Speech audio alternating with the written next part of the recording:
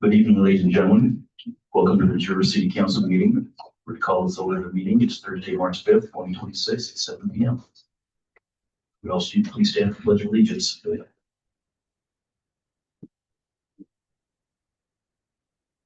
Pledge allegiance to the flag of the United States of America and to the republic for which it stands, one nation, under God, indivisible, liberty and justice for all. That's it. Now we move on to the roll call. From my left, Councilwoman Geddes. Here. Councilwoman Wright. Here. Council President Wright. Here. Councilman Geddes. Running late. Running late. And Councilman Gould. Here. Thank you very much. We have a quorum. We'll continue. City Manager, are there any additions or deletions to the agenda? There are no additions or deletions to the agenda. Thank you, sir. We'll move on to public comment on non-agenda items. The Jura City Council values and welcomes public input of city concerns. Please address the City Council as a whole rather than individual members. The council may direct staff to follow up on the concern or issue or schedule the matter for a future council discussion. Public comment is limited to 3 minutes per person with an optional 2 minutes for council questions and answers.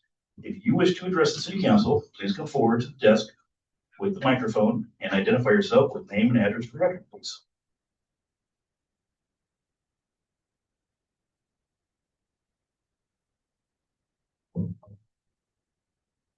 I don't see any hands up on the screen either, do you? All right. We'll move on then. We have a presentation from the North Marion Tourism Collaborative. Mr. Mayor and Council, I know that this matter has come before previous councils, and I believe that there was some agreement, understanding of our participation previously to the state. No one has found a copy of anything that was done in the way of a written resolution, despite our efforts. But the North Marion Tourism Collaborative, which actually is 9 cities, 8 in Marion County and 1 in Clackamas, I believe, asked if they could come this evening and provide us with an update and ask for our engagement and support as a part of the tourism efforts for North Marion County. This evening, we are blessed with 3 guests, including the chairperson, of the collaborative board, the staff from the Woodburn Economic Development, and a local business owner manager are here. I'll let them introduce themselves, and they would ask to speak. And they are on the agenda, and they have a PowerPoint. And later on your agenda is a draft resolution. So without further ado, Jamie, you want to take it from there, please? Please be aware that the mic needs to be pushed and held on. Not anymore. We changed the microphone out, so someone else has a question. Never mind. Thank you. Easy job. Hello. Thank you so much for your time today. As City Manager Hogan said, my name is Jamie Zamrin. I work in economic development with the city of Woodburn. My time is donated as an in-kind donation to the 501c6 organization, the North Marion Tourism Collaborative, which is why I'm here today. Throughout the presentation, you may hear us say the North Marion Tourism Collaborative, or NMTC for short. Next slide. Oh, thank you. Sorry.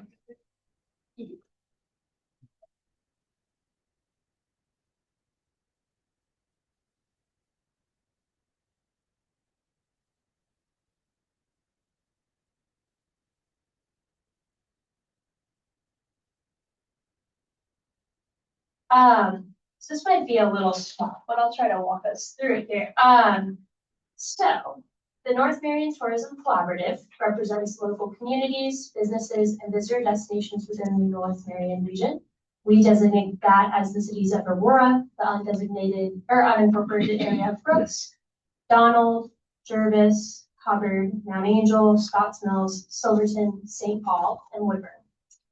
The collaborative was established in 2019 in a response to a shared interest among local jurisdictions and stakeholders to strengthen tourism promotion and coordination across the region. Prior to the formation of the collaborative, tourism marketing efforts were largely conducted independently by individual cities, chambers of commerce, businesses, all of which can limit regional visibility and reduce the overall effectiveness of those promotional activities. So recognizing the opportunity to leverage shared resources and present a unified regional identity, participating communities worked together, started meeting, and created this collaborative approach to destination marketing and management. The collaborative was formed to serve as a destination management organization, or DMO, with the primary purpose of driving economic activity through increased visitor awareness, coordinated branding, event promotion, and regional marketing initiatives. By pooling transient lodging tax revenues and other funding sources, member jurisdictions can support professional marketing services, regional campaigns, website development, and visitor information efforts that would be incredibly difficult to sustain independently. Since its formation, the collaborative has focused on promoting North Marion County as a destination for overnight stays, day trips, agritourism events, and recreational activities. These efforts support local businesses, restaurants, lodging providers, wineries, and event venues, while also generating general economic activity for participating communities.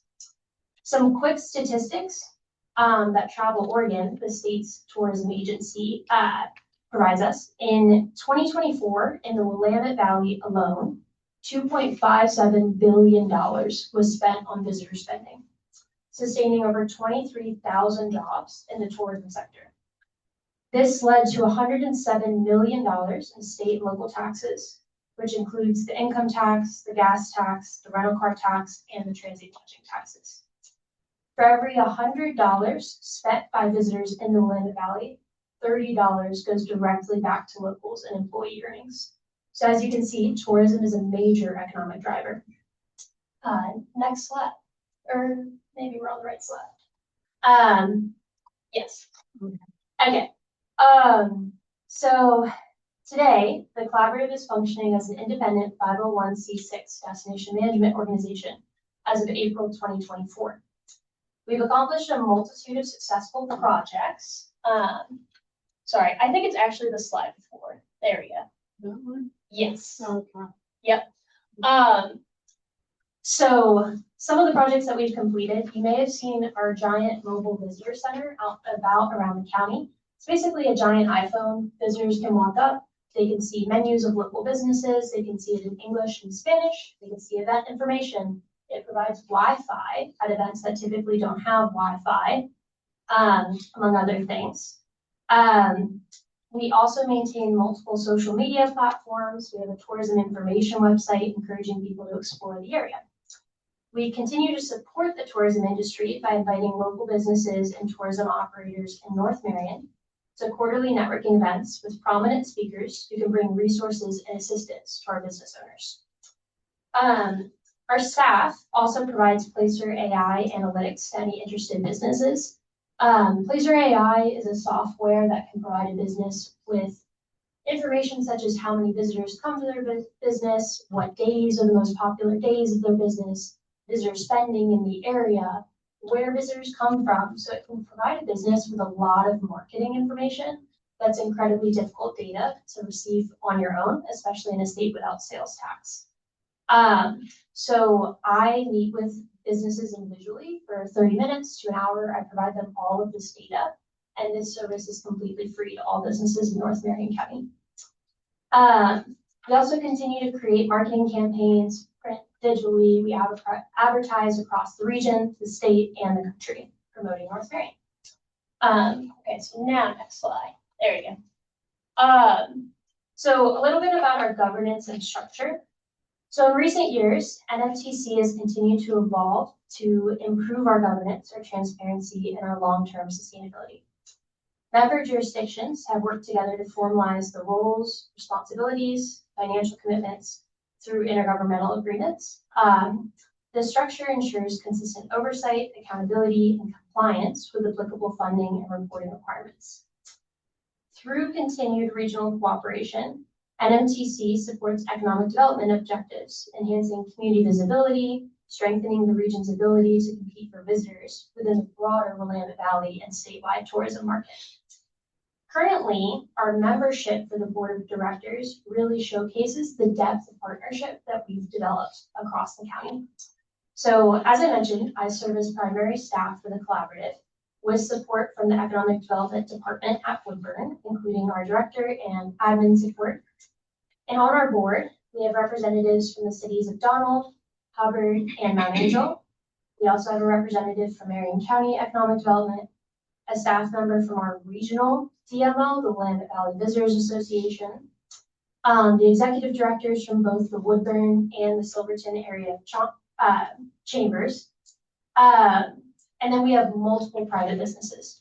So some of our private businesses include tree climbing in Silver Falls. I'm not sure if you know this, but you can actually climb trees in Silver Falls and go all the way up. So the owner of that business. The owner of Portland Rose Balloons out of Aurora, Powerland Heritage Park in Brooks, Lake Petit Bistro in Hubbard, Wooden Shoe Tulip Farm in Woodburn, Five Oaks Farm in St. Paul, and Balance Farm and Garden in Travis. So with that, I'm going to hand it over to Selwyn, and I'll let him introduce himself. And then we'll be able to finish. Thank you. Thank you. Mayor, Council, thank you for your interest. I'm going to talk to you a little bit about the work we've done with the professional tourism and creative consultant team to help us develop a destination strategy and also the operational funding strategy that we have in mind, along with the marketing plan and branding guidelines a little later on with Sam. Today, we're going to start by talking about our destination strategy. An all-encompassing plan that basically will strengthen attractions, help differentiate North Marion from other destinations, and increase visitation, overnight stays, all while growing our collaborative's organizational capacity. Strategy begins with a vision. One you might imagine if you're standing in the field in 2040, you look about, you say, in North Marion, it's known for its delicious food, expansive fields, reflections of the region's diverse and enduring cultures. North Marion is a little rural tour between Salem and Portland, where international cultures and Oregon's rich history are woven throughout our small, charming, and well-preserved downtowns. So there's 7 key focus areas listed here. We can talk about more details a little later on, but the key areas have extended narratives. And so these are the things the collaborative would like to accomplish. We move from the vision of success into a strategic impact area. And the 4 areas serve as our framework for the destination strategy and how we prioritize our work. Impact Area A focuses on building the collaborative's organizational capacity. We've increased the board recently from 4 to 12, increased businesses that are working with us, in an attempt to grow our financial resources and staffing so we can fully implement a strategy where in the past it was just too big for one organization, one town to do it all on their own. We'll expand on this a little further when we discuss the operational plan. Impact B is centered on strengthening relationships across the North Marion tourism ecosystem. Impact C is delivered through our marketing plan, the goal to increase awareness, drive year-round visitation, and position North Marion as a unified destination. Impact Area D will focus on all the experiences, enhancing what already exists, and diversifying the types of experiences available for both visitors and residents.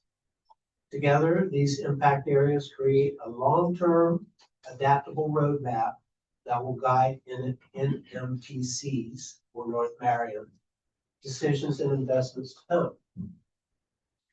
Alongside the destination strategy, the consultant team has helped us develop a 5-year operational strategy in order for funding. Most destination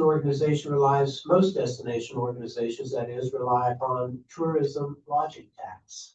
And we just don't have that here. And that's not something that we currently can utilize in support of our organization. So while that may be a future opportunity, our immediate focus is on building sustainable funding as we establish the organization's legitimacy and capacity. Funding plan is built on the idea of diversifying revenue so North Marion can function as a stable central hub for the region and fully implement the destination strategy.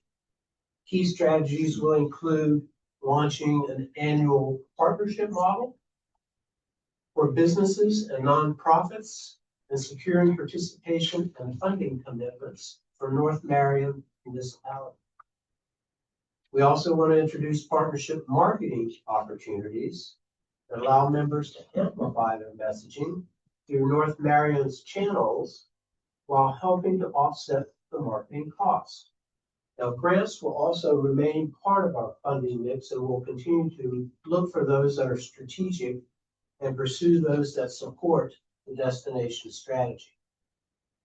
One early success of this partnership approach in the industry has been Bauman's Farm and Garden, who piloted a 25-cent contribution within the hidden fees of their tickets for their 25 Harvest Festival.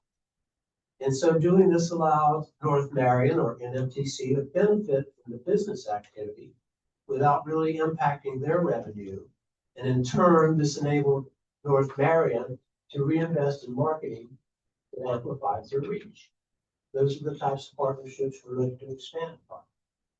Together, these strategies position North Marion for the long-term financial sustainability while keeping our focus on delivering value to our partners in the region.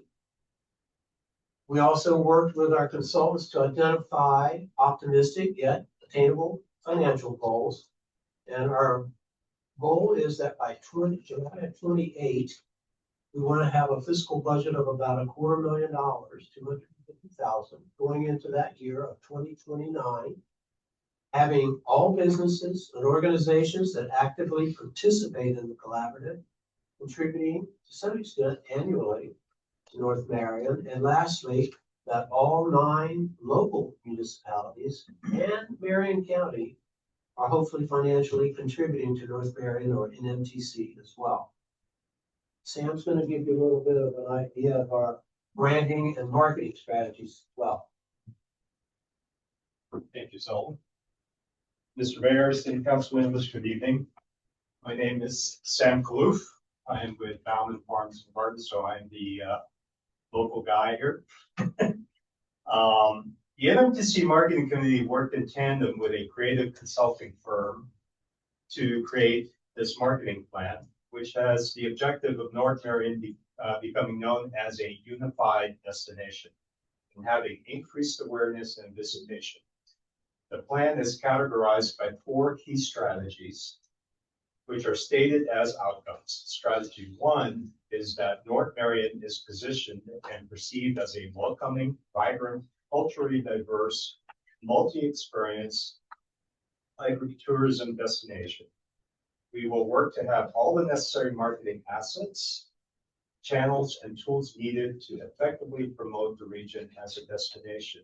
And we aim to have visitors who are inspired to visit North Marion year-round. Lastly, our goal is to have a strong partnership and tourism network that can provide multiple outlets to tell the North Marion story. The plan identifies 3 target audiences which will guide our marketing efforts, and they are urban explorers, festival and culture seekers, and garden and nature enthusiasts. Next slide, please. Some examples of actions that NMTC will be pursuing in accordance to the plan include creating a master marketing program calendar enhancing the existing photo library that we have, designing an illustrated map of the region, creating a consumer e-newsletter, and running marketing campaigns through both print and digital marketing. As you can see, the marketing plan identifies a multiple of tangible tools that NMTC will look to create. While the plan focuses on producing these outputs, we are now adding the measurement layer to track their impact. As Jamie referred, we're going to be using Placer AI, which NMTC has access to through the in-kind donation by the City of Wood Burn. We will monitor visitation, lodging, and visitor spending, as well as event attendance. This will allow us to produce an annual marketing impact report for our partners, municipalities, and Marion County, ensuring that the tools we create are delivering measurable value to the region. Next slide, please. Moving into our branding guidelines, I want to highlight our positioning statement for the region. This is an internal strategic tool that defines how North Marion brand is different from other destinations and how we want the region to be perceived by our target audiences. On the slide, you'll see the public condensed version of the positioning statement. The full version exists internally, and you're welcome to review it later if you like. But this is it. There's a wonderful stretch between Portland and Salem where flowers, forests, and farms come alive all year round. And 10 close-knit communities teem with festivals, events, and people from every background and livelihood you can imagine. So come, visit, and see why North Marion is always so colorful. Next slide, please. So here's one iteration of our new North Marion logo with the always colorful tagline incorporated. As you have seen throughout the presentation, we have a primary color palette that is full of vibrant and warm spirit. The colors in combination with the logo and tagline differentiate North Marion as a region and ensure a consistent and eye-catching presence. Next slide, please. Lastly, we received 10 illustrations that represent the region. These images draw on a painted style that reflects the hand-painted farm stand signage throughout North Marion. They celebrate natural beauty and feature actual produce and iconic local items that feel handcrafted and genuine. This highlights both the abundance and welcoming spirit of the region. We will be utilizing the branding guidelines to transform our presence and reinvent North Marion. Additionally, we will be creating a marketing toolkit for the businesses and municipalities in the region to start utilizing and identifying the area as one unified destination. We are so excited for the tourism ecosystem of North Marion to come together under one name, one region that is inclusive of our 10 communities. That's one. And I would like to thank you for your time today and giving us this opportunity to present to you, and look forward to building a strong partnership with the City of Jarvis. Thank you. I got to see the new kiosk in Woodburn over at the Shemekia building. It is really neat. If nobody's had the opportunity to check out this robot, I highly recommend it. It'll be at the Wooden Shoe Festival. I just want to clarify one thing as well. So the resolution that you'll be reviewing tonight is for a cooperative agreement. The cooperative agreement does not have a financial component. It is more of us requesting support from the city that you'll be participating and that you'll support these initiatives, and that basically we hope to work with you and stay informed of what we're working on as NMTC. The financial commitments that we're hoping to achieve from municipalities is a future goal. At this time, there are multiple municipalities that are looking to financially contribute to NMTC in the next fiscal year, but that is something that is up to your budgeting committee, up to the mayor, up to the councilors to decide as a whole. So I just wanted to clarify that. Okay, so no financial obligation has been right now. Yes. That was a question I wanted to bring up. I know last time when the kiosk idea came to town, they wanted a certain amount for it. And unfortunately, this town, when we talk about tourism, everybody knows we're talking about hotels, restaurants, things like that, events, places to go. We do have Bowman Farms, we have nurseries and stuff like that around us. But our city itself, within the city, we're basically housing. You know, this whole city is nothing but, housing. So that's a concern when it comes to the cost of things like this. I mean, it's great to support the community, support the environments, the surrounding cities. Heck, I volunteer at Bowman's all the time. I'm with the CERT team first aid. I go to all the other events around here, but when it comes to jurors itself, a financial obligation, I have a hard time looking at that, knowing that the city itself doesn't benefit. The surrounding businesses do, but the city itself says we don't have restaurants, we don't have hotels, we don't have things like that. It's just really hard to really consider something financial obligation. Yeah, and I completely understand. We were going through this process. We're kind of advised to, set a financial amount per city, and we really, with the input from the city managers that are on our board, kind of discussed that and said, this is not equitable. And each city has their budget, each city has their commitments and what they're interested in supporting. So we really wanted that to lay in your hands and be your decision. So I completely understand that. And I also just want to mention tourism. When you think about tourism, you can think about supporting businesses, but you can also think about things like accessibility. The state of Oregon recently was the first state in the country to be deemed what's known as accessible verified. Meaning that the state has significant grant funding available to increase accessibility across the state of Oregon. So what does that look like? The tree climbing guy that I mentioned received a grant to be able to lift people in wheelchairs fully up into cedar trees. That's amazing. That was done through grant funding from the state and accessibility because of tourism networks. The state also increases trail maintenance programs, bike rides, community events, things like that.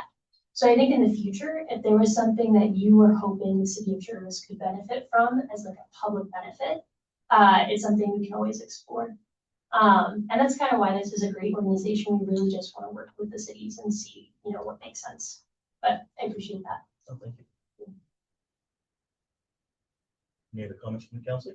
Questions?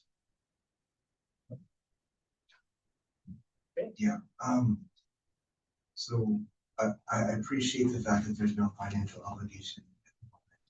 I did hear that was a goal. Do you expect there to be a financial requirement in the future? I think not a requirement. I think at this point, it's kind of, as I stated, it's a growing organization and we're really just trying to identify how can we support the cities, how can we support the businesses, and where does it make sense for cities to support us. But at this time, it's all kind of just, it's a goal. It would be wonderful. But as you know, some of the cities that we listed are incredibly, incredibly small. We've had cities in the past give about $200 towards marketing, and that was a significant win for us to be able to get that amount of financial support. But you are not committing to that this evening. You're not committing to that in the future by saying that you'd like to support this group. And then you said 10 communities. Of those 10, how many have already committed? Financially or just In general? in general? So Basically, we same thing you're asking with us, basically. Yes, yeah. So far, the cities that have signed the cooperative agreement include Mount Angel, Woodburn, Silverton, St. Paul, Hubbard, Donald. Yes. But we're kind of on our city council tour right now. So it's still a work in progress, and Aurora as well. So about 7 out of the 9 because Brooks is unincorporated. Keep us last. You got a busy calendar. All eyes are on you right now. If I might add, it's just been amazing though with the conversations that we've been able to develop over time with the councils and others. What kinds of opportunities tend to pop up and exist because of those conversations, where we see special areas of interest where we can help. And in turn, we would like to think that in the future with our help and partnerships, we can build models that will also be reciprocal. So we're all open for conversations about where we can help each other. Well, I personally love the idea of the collaboration. Talking together with other communities around us and yourselves. As long as it's not a financial obligation, I think it's a great thing myself.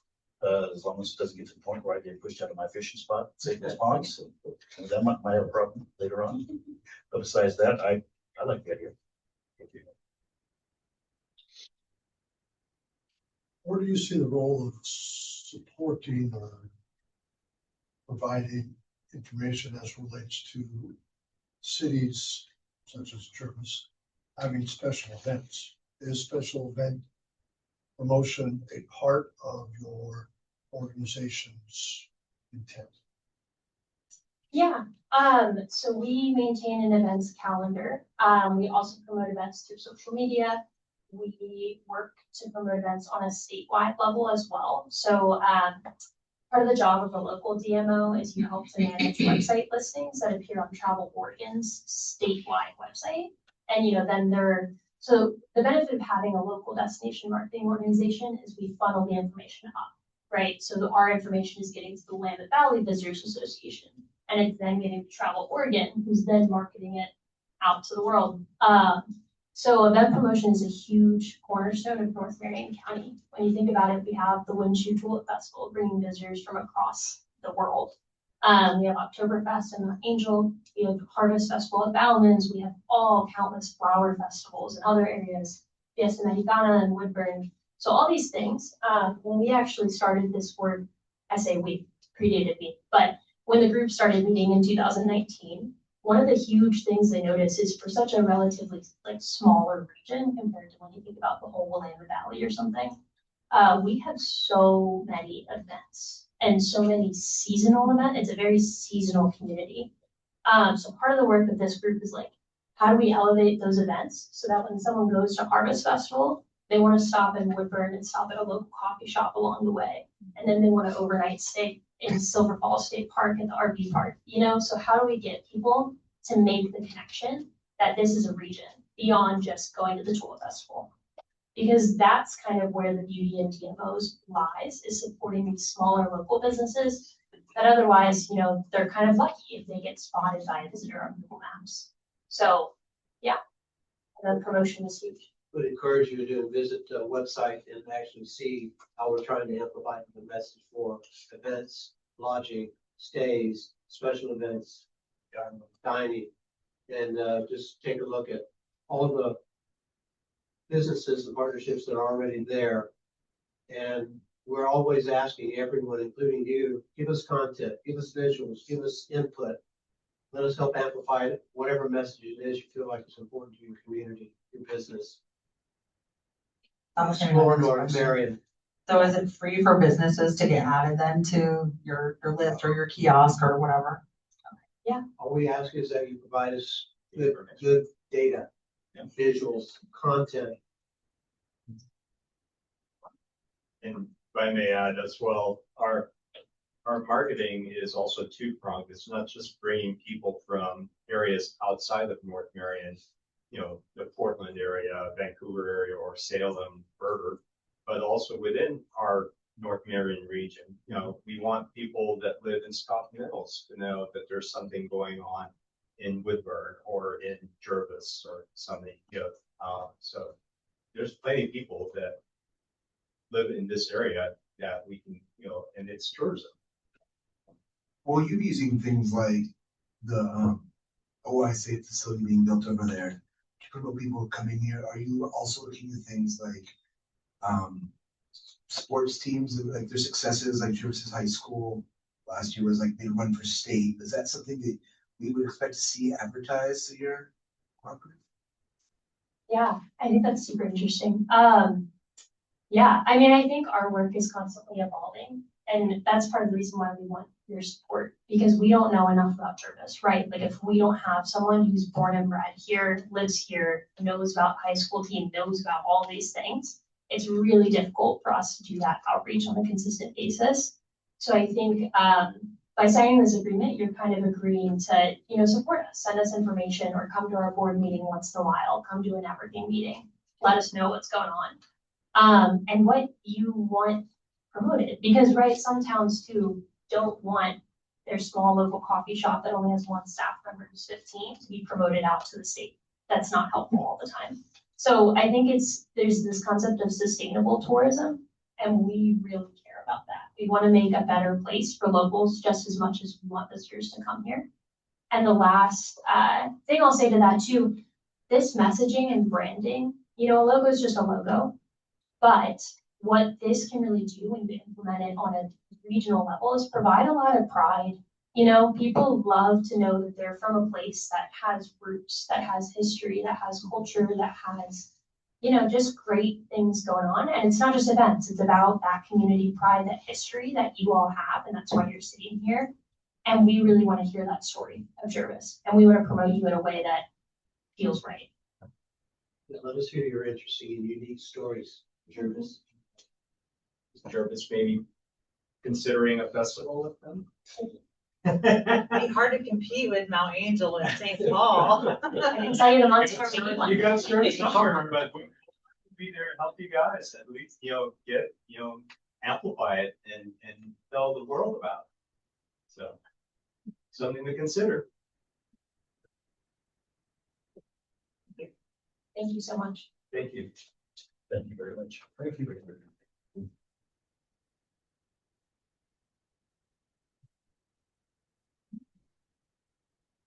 We'll now move on to the next item on the agenda, which is consent calendar. The minutes from February 5th, 2026. There we have a chance to do 2 minutes, verify everything was correct. Any questions?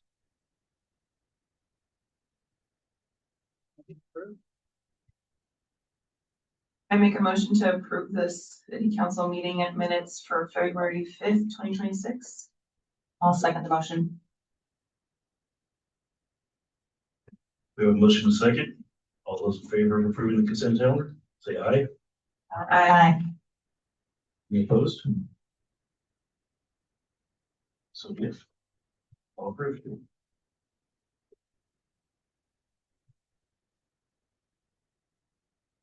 Now I'm going to open the public hearing. So it is March 5th, 2026. It is 7:37 p.m.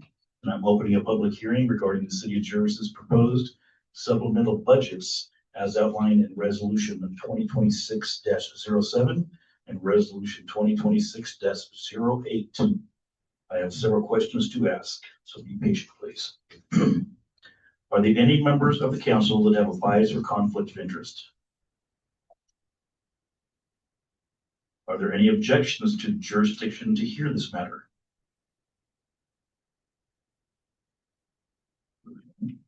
Are there any objections to the notice that was sent out for the City of Jervis's supplemental budget?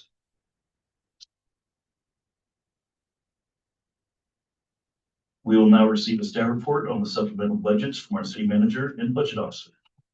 Rick?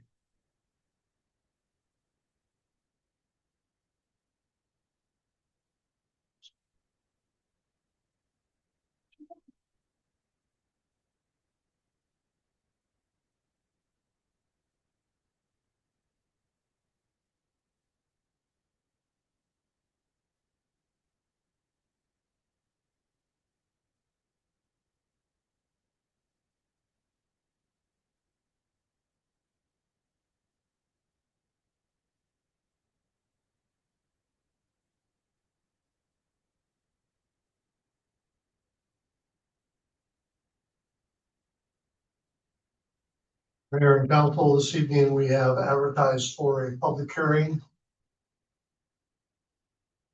And I have a fairly extensive staff report, and how much time you want to spend reviewing it is up to the council's direction. The handout that I just gave, and there's 3 or 4 extra copies up front. The first 3 pages is the resolution that the city adopted the budget in June. Now, what is before you tonight and the public hearing is for 2 resolutions that essentially makes changes to this resolution. What is before you tonight is various staff recommendations, you might call them, as it relates to addressing issues within our financial plan. I would ask that you keep one thing in mind. When the budget was originally written by previous staff, they did not have the privilege of having accurate data for the previous 2 years, which means they put together a good faith effort to provide a budget for 25-26 based upon normal expenses, traditional costs, traditional stuff. And one thing that we have not exactly been within the last 12 to 18 months is traditionalism of how we've been organized and our costs. So the first 3 pages is the actual resolution of the budget. The last 2 pages is a more or less a line by line item of the changes that are within the first initial resolution before you tonight, 2607. So if you look at your draft resolution 2607, which is later in your packet when it's on the agenda, the state law gives very strict requirements about how you write supplemental budget. You don't include the figure that used to be there. The requirement from the state is that you put the figure that you want it to be, so there's not a lot in which people can see what the change is. All it is a figure in the resolution of what we are proposing the new figure to be. So starting at the top, item number 1, general fund contingency. In the entire budget of the general fund, there's $3,684 in contingency. The city expended $5,000 for court software. The court has a very small budget, and there's no way that they can pay that $5,000 unexpected software costs and not end up with the court fund being in the red. So what is being proposed is that we take the $3,684 it's in contingency, move it up to the court fund. So what we're talking about here mostly is not so much the movement of funds, but the movement of authorization. That first budget resolution that you adopted last June is authorization to spend. What we are trying to do tonight is change that authorization in certain funds. So the first one, pretty cut and simple. We had an expense for court. We did a budget for that expense for court for software. We're moving the contingency from the general fund into the court, which will allow it enough flexibility to end up in the black. The second item is a budget document refers to a transfer of $72,000 from the DARE fund to the general fund.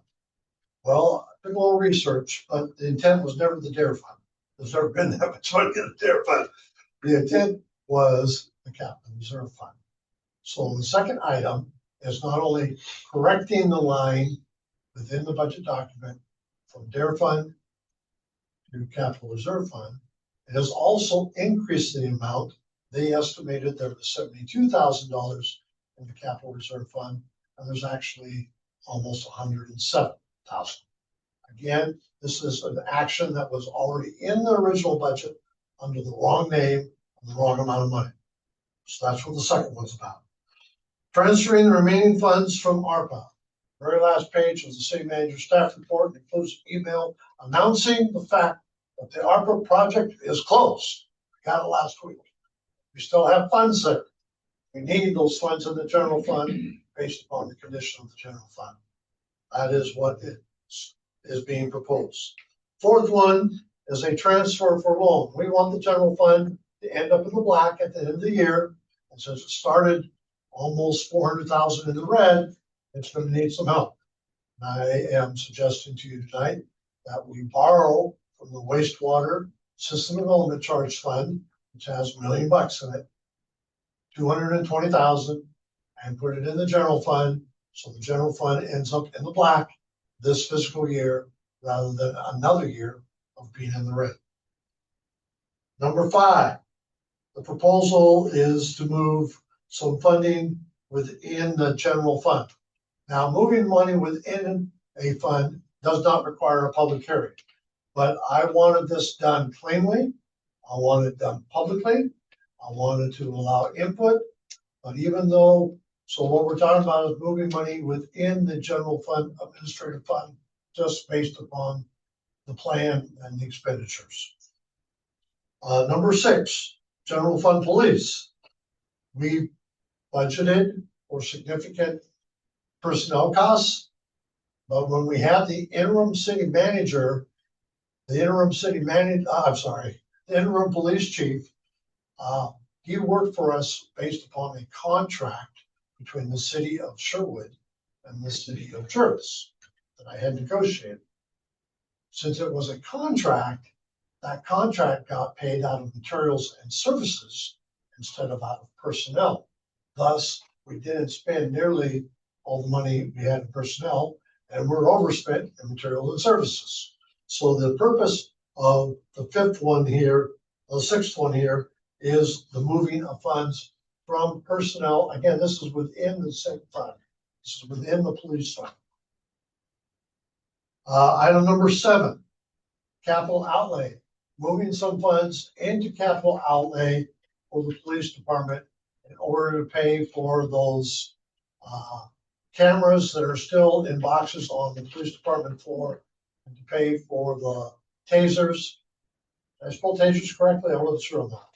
And the cameras that we're already using. Essentially, we're having to pay 2 years payment because they didn't pay anything on it last year, and none of it was included in the budget. So this is moving more funds within the police department fund, not in or out, within the police department fund, into capital outlay to fund those particular cameras and tasers and other equipment. Water fund. As previously noted, we have spent more than we have received in revenue.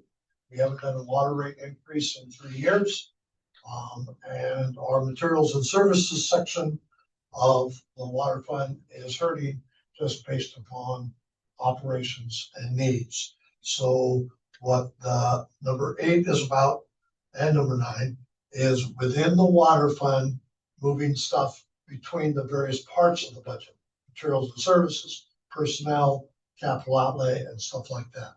So again, both 8 and 9 is adding money into materials and services for repairs and other costs in the water fund, out of personnel that's not being used, and out of some capital outlay funds that are associated with the water fund. Storm drain fund, number 10.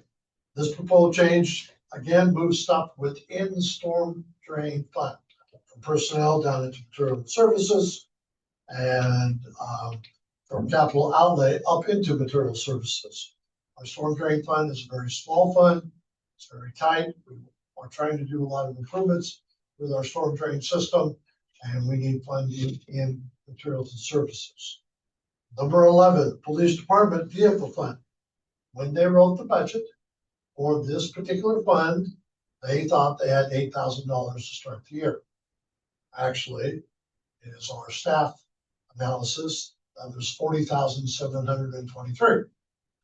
Again, one of those special equipment, camera, taser fund annual bills is going to get paid out of that movement of money. So what we're doing is both increasing the amount of the police vehicle fund more than normal and distributing that fund. Capital reserve fund is the same thing. It's just authorizing the transfer of funds from capital reserve to the general fund. Wastewater SDC is actually the authorization to move the money of up to 220,000 from the wastewater SDC into the general fund. And then the last one, again, is the authorization of moving money from the old ARPA fund into the general fund. So this hopefully provides you a encapsulation of what all the fancy language is within the resolution as it relates to it. Some of those items don't require a public hearing. Some of those items don't require a resolution. Some of those items are administrative. Some of those items take a council vote. But I have taken all of the staff recommended changes up to the highest level of transparency and doing the ads and including it all in one big bucket. So it is tracked and documented and hopefully easy to be able to figure out at a later date, no matter who or when, what exactly and why we are doing this supplemental budget. The second supplemental budget had to do with moving some funds around as it relates to the backhoe acquisition. All of those are movements within the fund. So again, we are going above and beyond the minimum requirement as it relates to the public notice and the resolution and the public hearing based upon what is happening there. We're moving funds within funds in order to put in the right section of the fund where they're dependent on equipment. That concludes my staff report. I am, however, more than happy to respond to any clarification questions prior to the public hearing.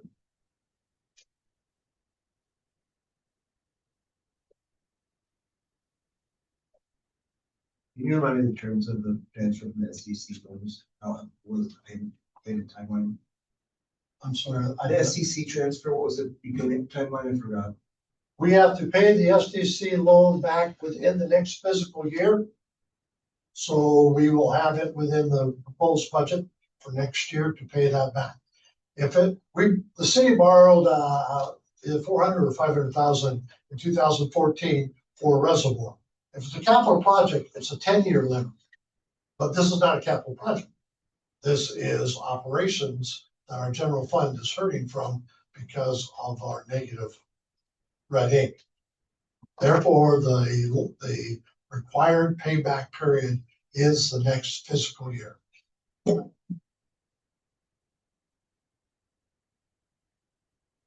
I would like to add to that, if I may, I'm asking for authorization for 220,000. It is my intent only to move 200,000 because I don't think we're going to need 220 to make it through the year, but I'm asking for the authorization now. I noticed that. Thank you.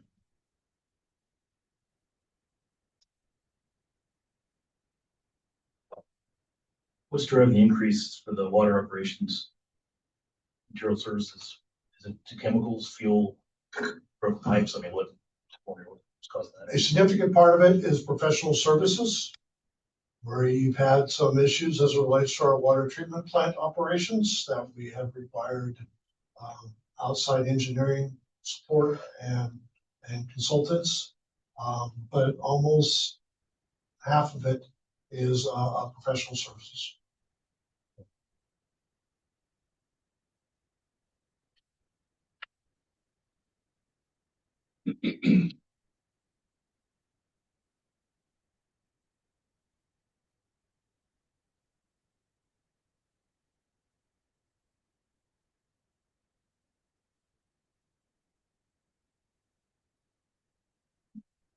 Details list.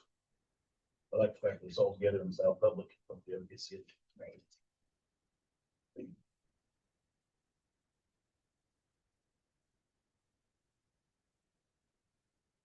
Well, if you are done, sir, we'll ask more questions now. We'll now receive, oh, sorry. Are there any questions from staff at this time regarding this matter? No, not for me.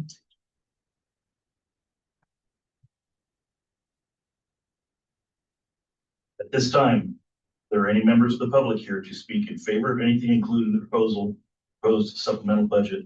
Please come forward, state your names, city residence, and your statement.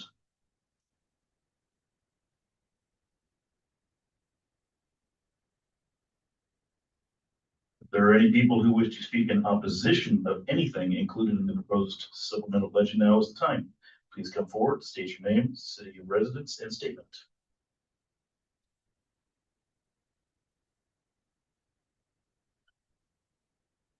Lastly, if you wish to speak and are neither in support or opposition, but wish to speak regarding the city's proposed supplemental budget, please do so now. State your name, city of residence, and make your statement.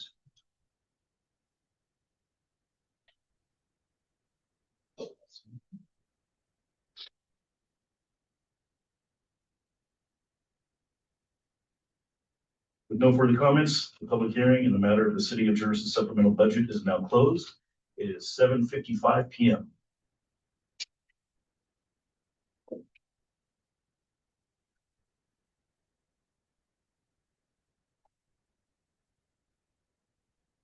Moving on to old business. Mayor and council, you have the second reading of ordinance 2603. A motion to request a second reading would be in order, followed by a vote, followed by a motion to adopt the ordinance if that is got direction of council. Motion would be to read it by title. Hopefully acceptable to read by title.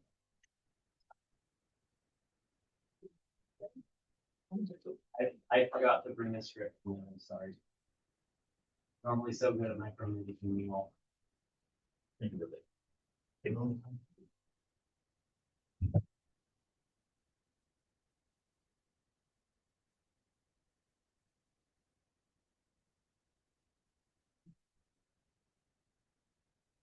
I make a motion to read ordinance 2026-03 by title only.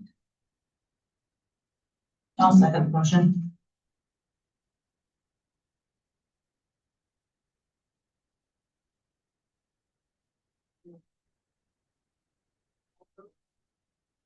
I'm gonna take over Brian's job. I was asking for clarification.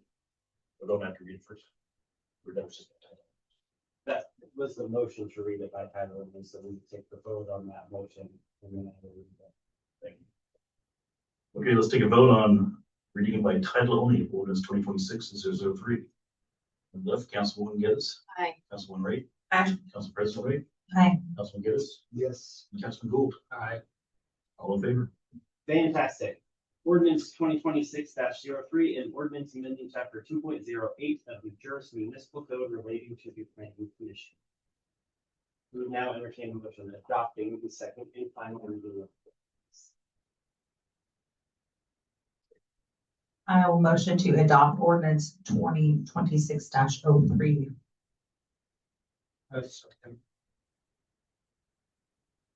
We have a motion and a second to adopt ordinance 2026-03. Take a roll call vote. Councilwoman Geddes. Aye. Councilwoman Ray. Aye. Council President Ray. Aye. Councilman Geddes. Aye. Councilman Gould. Aye. All in favor?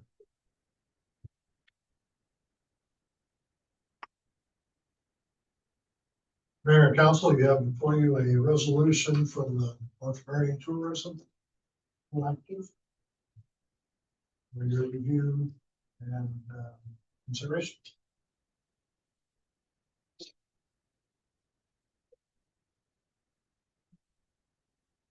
I make a motion to adopt resolution number 2026-09, authorizing the city of Jervis to join the North Marion Tourism Collaborative.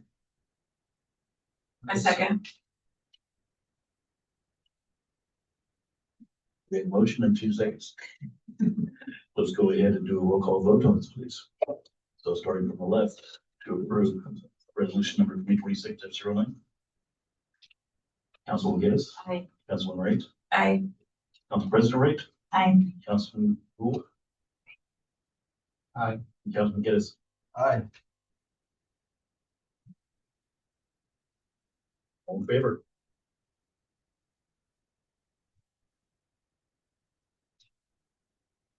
Mr. Mayor and council, you have before you resolution 2607, which has to do with the more significant supplemental budget.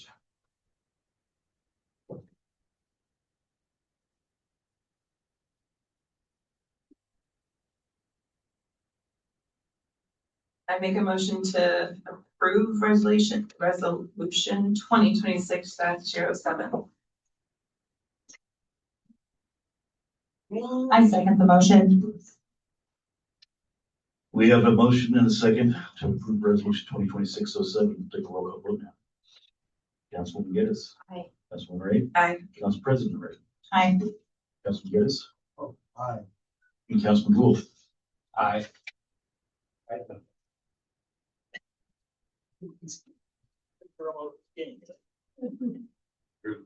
Mr. Mayor, Council, you have before you a resolution adopting a second supplemental budget for the purchase of a backhoe for the city of Trivis, not previously planned in the 25-26 fiscal year.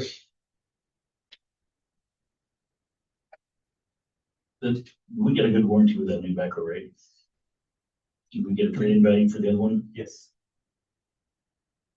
I make a motion to adopt resolution 2026-08, adopting a supplemental budget for the purchase of the backhoe for the city of Jervis. I second. We have a motion and a second to approve resolution 2026-08. Roll call vote from the left. Councilwoman Geddes. Aye. Councilwoman Ray. Aye. Council President Ray. Aye. Councilman Geddes. Aye. And Councilman Gould. Aye. All in favor? Mr. Mayor and Council, I created a special resolution just dealing with the loan from the wastewater fund. From the sewer SDC fund to the general fund. Again, this is for transparency purposes to document as well as talk about the payback time that is required for this loan for the record. And I would encourage council to approve the resolution.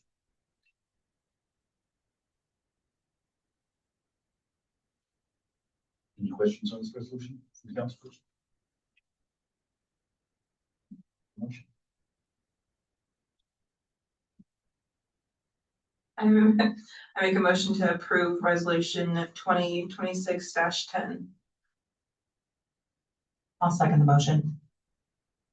We have a motion and a second to approve resolution 2026-10. Roll call vote from the left, please. Councilwoman Geddes. Aye. Councilman Wright. Aye. Council President Wright. Aye. Councilman Geddes. Aye. And Councilman Gould. Aye. All in favor? Mr. Mayor, you have on your council agenda for tonight a proclamation. We are trying to improve our timing as it relates to doing the Tree City proclamation before the celebration event and the Tree City anniversary and all that kind of stuff.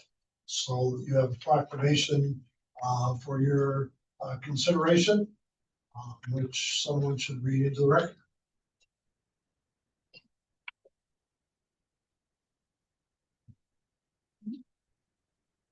Whereas in 1982, J. Sterling Morton proposed the Nebraska Board of Agriculture that a special day be set aside for the planting of trees. And whereas this holiday called Arbor Day was first observed with the planting of more than 1 million trees in Nebraska. And whereas Arbor Day is now observed throughout the nation and the world.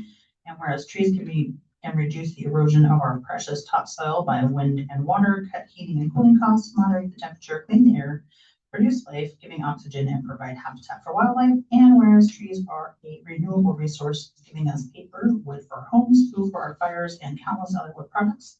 And whereas trees in our city increase property values, enhance economic vitality of business areas, and beautify our community. And whereas trees, wherever they are planted, are a source of joy and spiritual renewal. Now, therefore, Good save. Good save. Brian Wagner, Mayor of the City of Jervis, Oregon, hereby proclaim April 2026 as Arbor Month in the City of Jervis, Oregon. And I urge all citizens to celebrate Arbor Month and to support efforts to protect our trees and woodlands. And further urge all citizens to plant trees to gladden the heart and promote the well-being of this and future generations. Dated today, March 5th, 2026. I was always the first, read out loud. That's good mayor. Mr. Mayor, Council, you have before you a resolution having to do with the water treatment plant repair job. Resolution 26-11. I think it fairly well speaks for itself. We've got a resident expert sitting to my left here, but essentially it is a timing issue. It is half of our production as it relates to, we have 4 cells, 2 need to be replaced. A firm that's done the work before, a firm that has knowledge as it relates to do it. And so it is before you, not to single source it. What this is single source. Not going out for bid, we're not going out and having engineering reports done or anything like that. We're fixing the problem. The legal aspect, you can talk to the city attorney about. Technical aspect, talk to this guy about. I'm just a guy that had a right. Great, thank you. Just to confirm on this one, the material that broke was actually PVC. Cheap stuff. Yes. But the fix, but for long term, I heard it's gonna be metal, correct? Like the I other ones? believe it's supposed to be stainless steel. So that'll prevent won't be the a problem. vibration issues that we have causing this. Thank you. In the future, do we have any other companies that we can look to, or is this like our guy, you know? That makes sense? Are we talking about the firm doing the work? Correct. They're who we usually call, quite honestly, and it's a very niche, very niche profession. I figured. I make a motion to adopt resolution 2026-11, a resolution declaring an emergency and authorizing the immediate contracting of services to repair the city of Jervis water treatment system. A second. We have a motion and a second to approve resolution 2026-11. Take a roll call vote from the left. Councilman Geddes. Aye. Councilman Wright. Aye. Council President Wright. Aye. Councilman Geddes. Yes. And Councilman Gould. Aye. All in favor? Just for the record, it is noted here not to exceed 60,000. I'm sorry. It says not to exceed $60,000.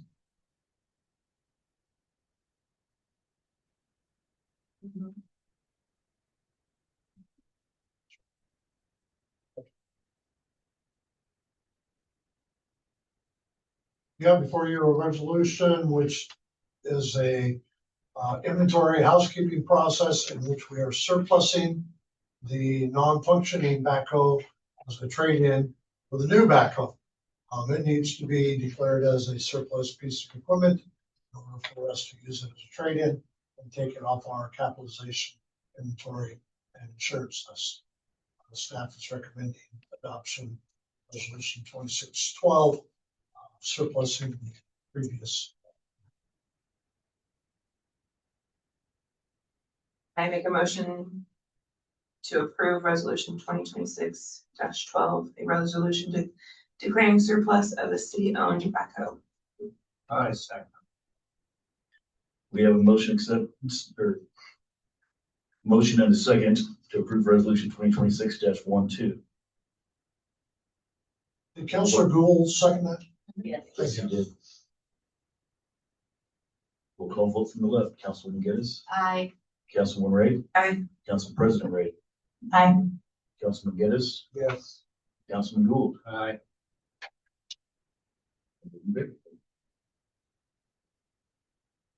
Staff reports. Staff report, city manager.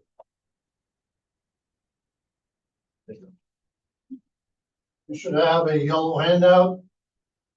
Which is my staff report for this month.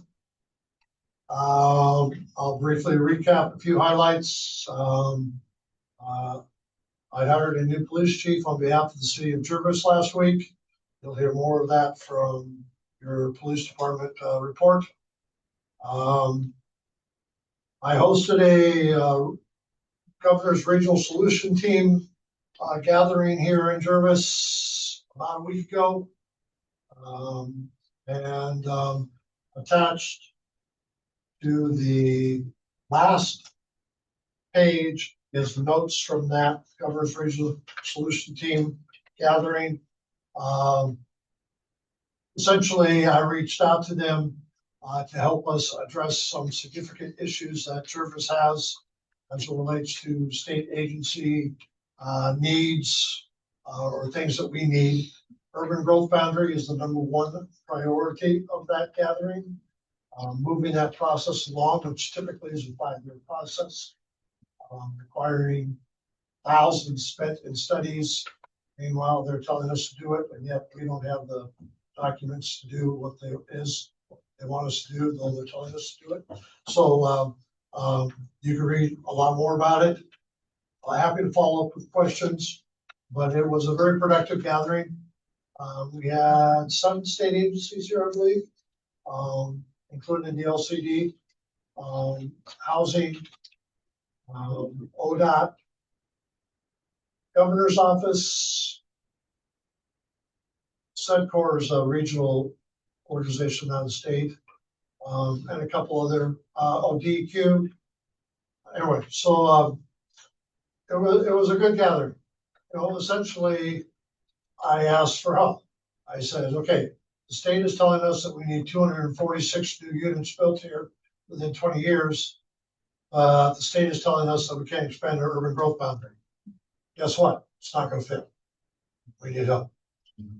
We also talked about wetlands. We talked about traffic studies, traffic plans.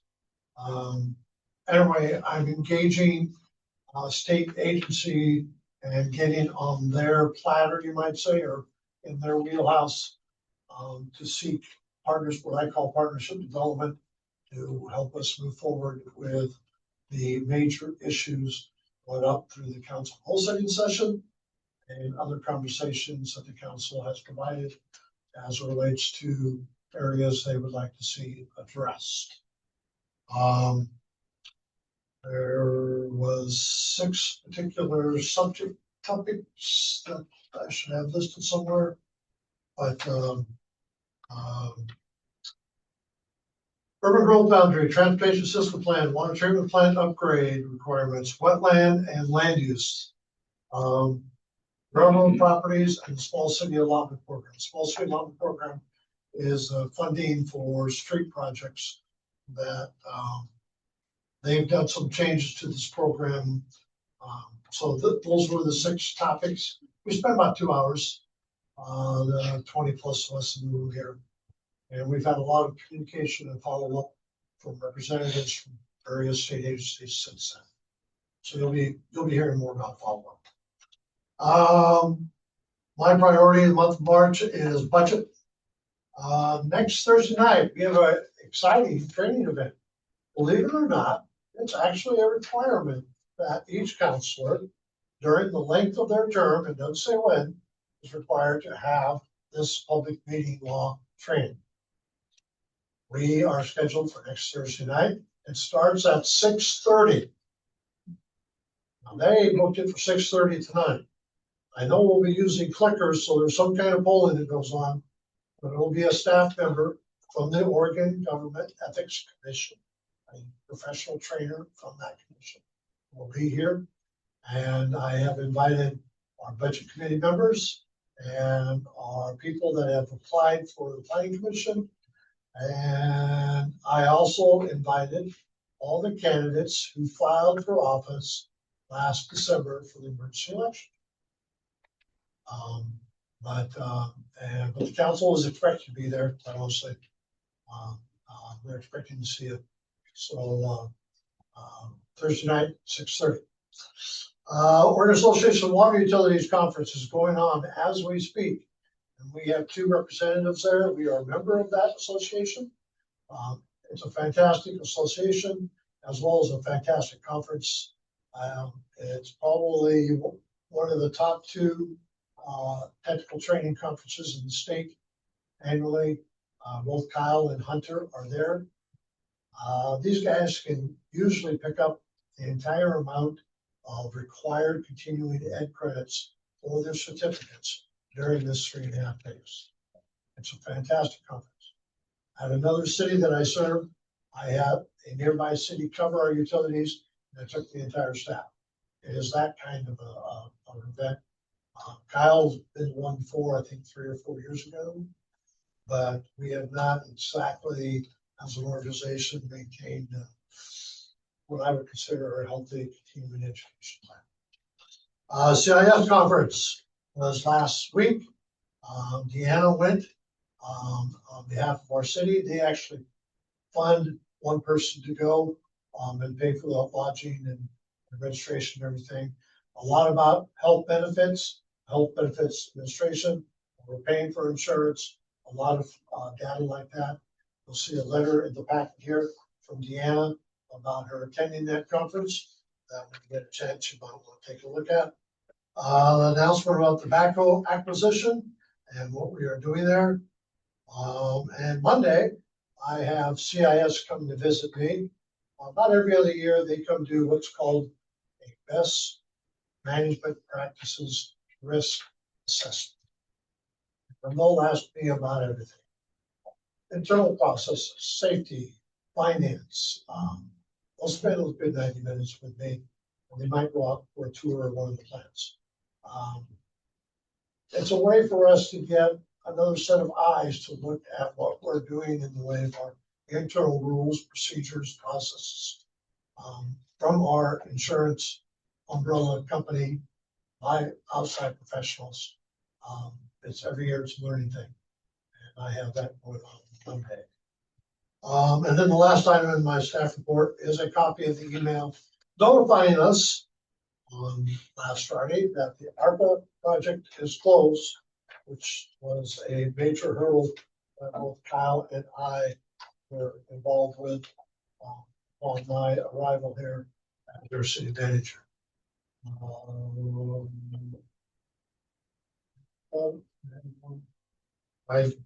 That's all I have for my staff report for this evening, but I'd be happy to respond to any inquiries or questions.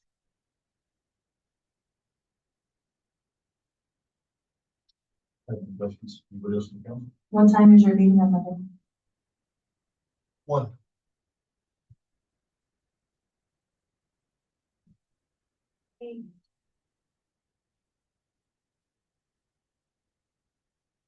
Next staff report, police department. All right, so I do apologize on the behalf of Chief Morris. He wasn't able to be here tonight. He was at training in Portland. So he asked me to be here for him. But I'm gonna just read the staff report that he put together. So we are pleased to share exciting news about the future of public safety in our community on Wednesday, February 25th, after 5 months of careful evaluation, thoughtful dialogue, and community engagement. Bob Morris accepted the position of Chief of Police for the Jervis Police Department. Chief Morris steps into this role with a strong commitment to partnership, transparency, and service to people of Jervis. During the past 5 months, Chief Morris has taken an intentional and community-focused approach to understanding the unique character and priorities of Jervis. He has spent considerable time meeting with current and former city leaders, city staff, school district leadership, and community members. These conversations have helped build a strong foundation of collaboration and provided valuable insight into the needs, expectations, and aspirations of the community. Equally important has been Chief Morris's work with the police department personnel to listen to their perspectives, understand their goals, and help guide and mentor officers as the department prepares for the future. One example of this collaborative approach involves a long-standing request from officers to explore a new shift schedule that would better support work-life balance. Working together, Chief Morris and the officers developed a new shift schedule that not only improves quality of life for officers and their families, but also increases the total hours of police presence in the community while saving the city thousands of dollars. The new schedule represents a win for officers, the city, and most importantly, the residents of Jervis.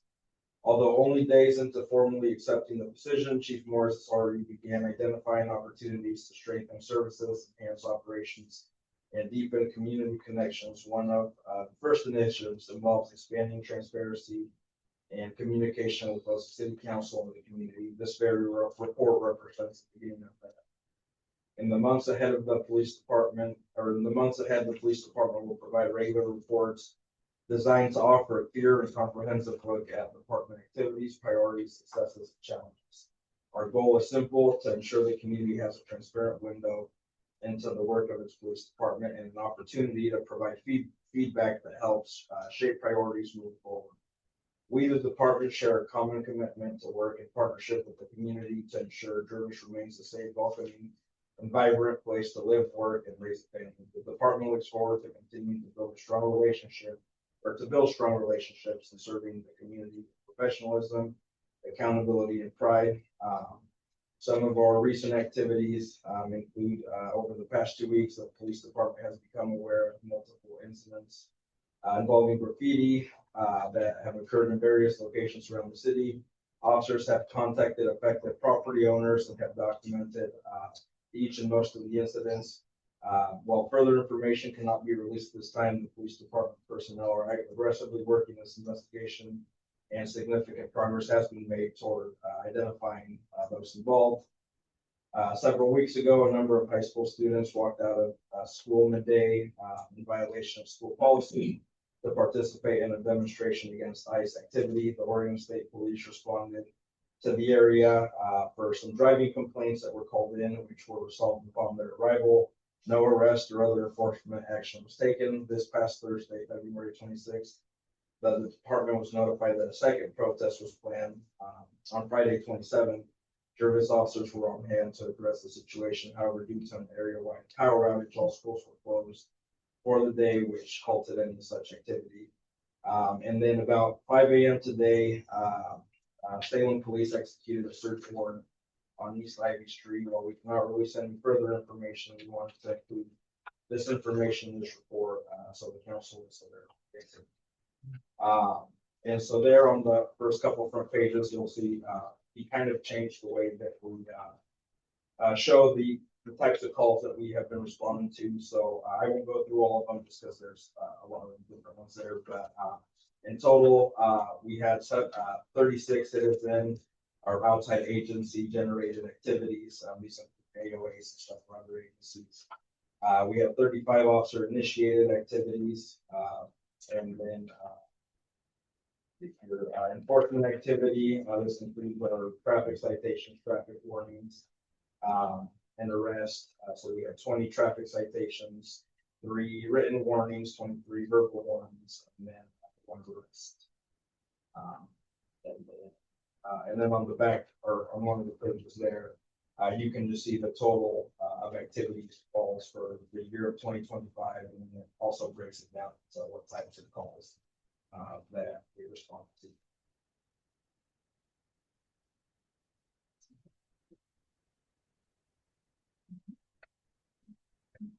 Yes. This blurb, a new chief, you wrote that? Yes. Okay. And then I love how much data you're giving us. I'm curious as to, there was 15 speeding officer initiated activities, 3 of which got citations and 12 got warnings. Is it common to have that many warnings as opposed to citations? I mean, it really is just this. I wouldn't say that it's common. It's really just up to officer discretion. And so I guess I can't necessarily speak to other officers why they decide to give warnings or not. So it just really varies from whatever situation is. Do you think most of these citations are done within city limits? It depends. Some are typically, yes, citations are given city limits, but at times there are they are given outside of the city. Okay, thank you. Thank you for the update. I was wondering why on the way to work this morning on Ivy, Salem PD was over there in force. Yeah.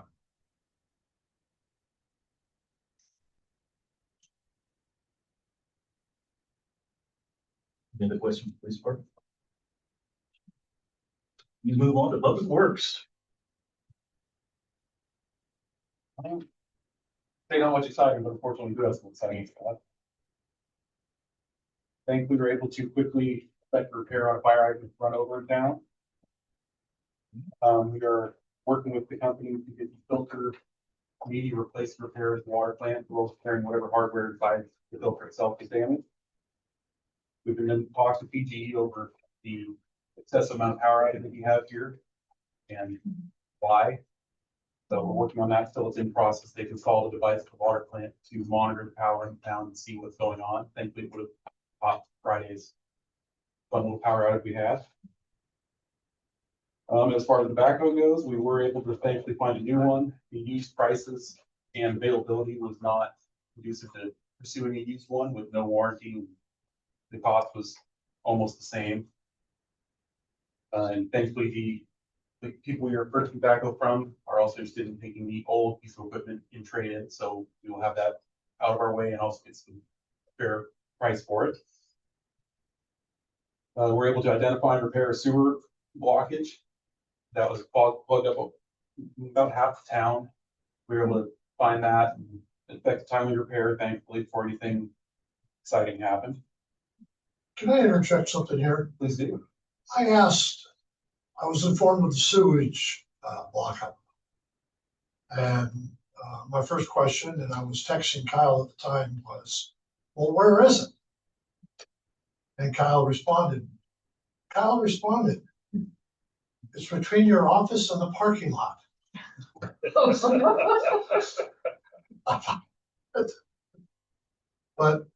was actually right outside my window. So everything from 4th Street that way was looked at. Was it just debris or was it? Yeah, we have a lot of grease in the sewer system here, and every now and then a big chunk will fall off, wedge itself in, and more chunks build up, and it's a problem. So Greasy because from restaurants and stuff, so. It was a 24-inch pipe, was it? 36. 36-inch pipe.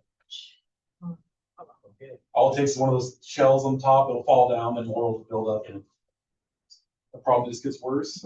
It's been fighting a lot of graffiti, and also been trying to identify source of I&I to help reduce the load on our sewer system, make everything work a little happier, and keep water that shouldn't be in the system out. And we're just getting all the other pieces of equipment ready for the busy season. About it. Any questions, please? I got to tell them. Thank you. Moving on to the check register. Council get a chance to read through it.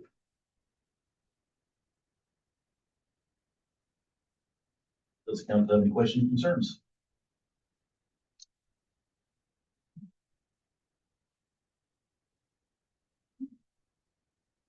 Is this Kramer Marketing, is that new, or I just didn't notice it on last month? Kramer Marketing. And it's for our postcards. So that's the company that we use. We only do it like every quarter or half a year. We don't need to order new postcards. There's Utility bills. We're talking about utility bills, right? Yeah. Okay. No, I knew it. She was talking about, I just didn't recall it on last month, that's why I was like, is this new, what is this? Any other questions? We're going to move on to council business, mayor and council reports. I actually have some business that I can discuss. I was out all day Saturday, helping to remove graffiti from all over town with pressure washer. I mean, we all got to stick together to help each other out. But one of the things I was getting is a lot of feedback from the residents that were getting tagged over and over. They're getting to the point where they want to react. And the last thing the city needs is vigilantes or people getting out there and getting in fights with these, little kids that don't even know how to act like adults. And unfortunately, they're still carrying around guns and weapons. But we don't need that kind of interaction with them. We just need to stay together as a city and continue to help each other move it. Unfortunately, we don't get free paint from the county anymore, like we used to with the Juris Clean team. So I don't have a way of helping paint the side of the houses that were hit, or that landfill still. But if anybody's willing to donate some paint or has anything, I've still got rollers and I'm willing to help you that also. But all we can do is once we see it, report as soon as possible. Hopefully, if you have any cameras, let the police officers know, let them take pictures, and then if we're going to remove it within 24 to 48 hours, just like it was, how many years ago? Oh, gosh. 15 15 years 15 ago, years about ago. 15 years ago. Yeah. This is how we attacked it Yeah. last time when the graffiti got out of control, was all over town. We just hit it within 24 hours and got rid of it. And within about 6 to 9 months, along with some aggressive police assistance, you know, we were able to actually basically eradicate it. We barely had any more around town. And unfortunately, if it's going to continue to do this again, I think we all just need to come together as a community, help out, and try to get rid of it as soon as we see it. That's all I have to say. Thank you. I had something to talk about too. I did see a lot of people, you know, speeding is still a big thing in the community. And someone had mentioned about petitioning for the council to put in speed bumps. And I did think that was a great idea. I saw it online and I don't remember who posted it, but is there a way for the city to put in more speed bumps through town with all the new traffic that we're getting to kind of reduce and slow down the speeders, especially going to Amazon or I think, what was it? 4th Street, I think, and another street that they were talking about. We can visit the topic of speed bumps on city streets, but most of our problem streets I know our county, but aren't ours. I was gonna say in front of the park would actually be, I was looking at that the other day, because there's this one couple cars that like to race right up and down Hemlock by the park, and there's already speed bumps on this side, so it would be prudent to do 1 or 2 more on the other side as well to keep them speeding past the park because kids run across their I balls. think it'd be worthwhile to see if around the parks, where we have safety concerns, traditionally younger feet, that we could see what we can do about it. So is that something we would put in the budget committee for? Sounds good. I also think it's something that we should be talking to our new chief about. We have, what was it, 20% of the speeding tickets actually need citation to warnings. Yeah. That could just be calibrating on how important this is in saying, hey, you know, we want to have a zero tolerance policy in town of speeding. Like, what does that look like? And that's a conversation with the chief. Another thing to consider, because I've come to enough city council meetings, is this has been brought up before, multiple times. And a lot of the biggest problem that we have, like you said, it's a county road, first of all.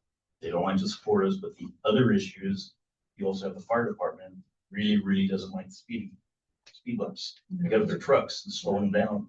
They're trying to get there faster. Like right now, for another thing for awareness, I did find out, sorry, I forgot this.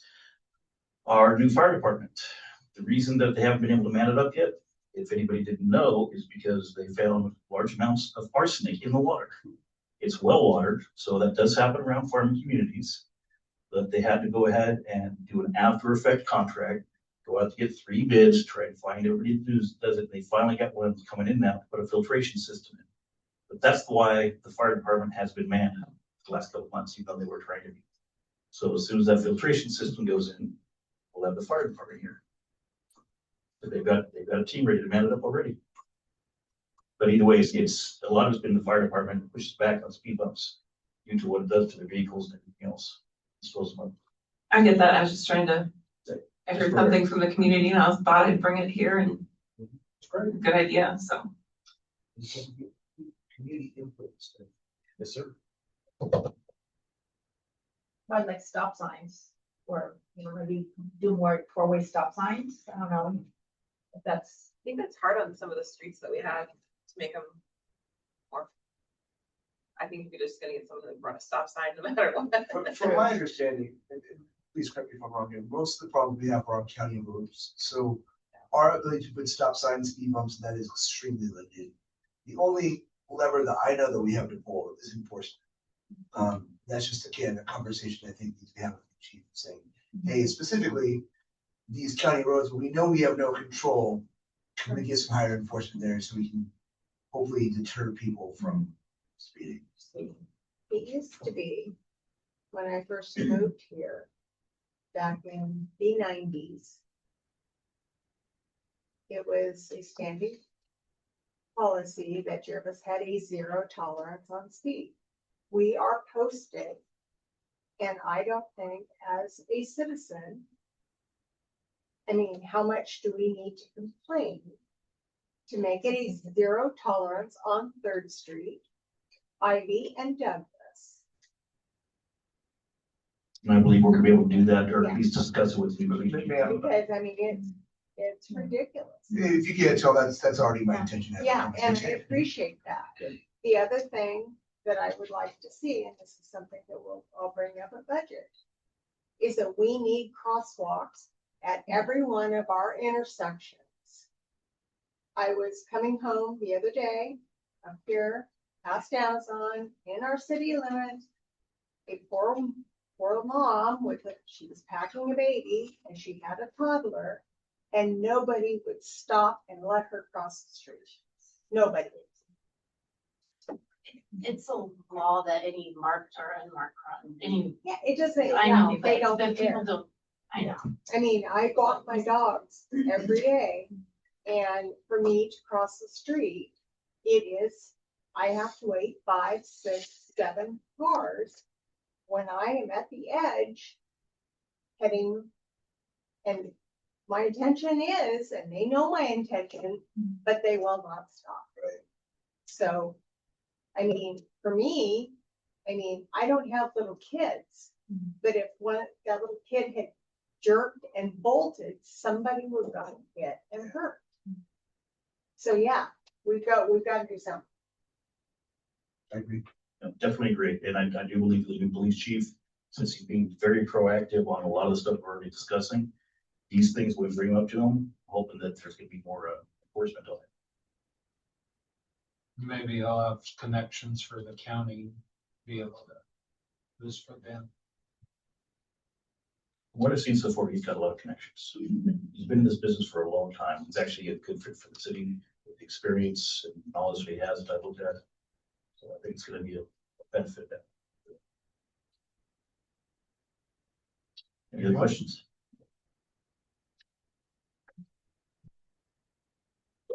Keeping you all here so long. Anyways, it is 8:36, 8:37, and we are now adjourned.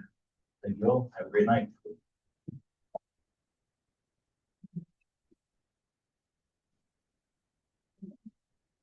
Yeah.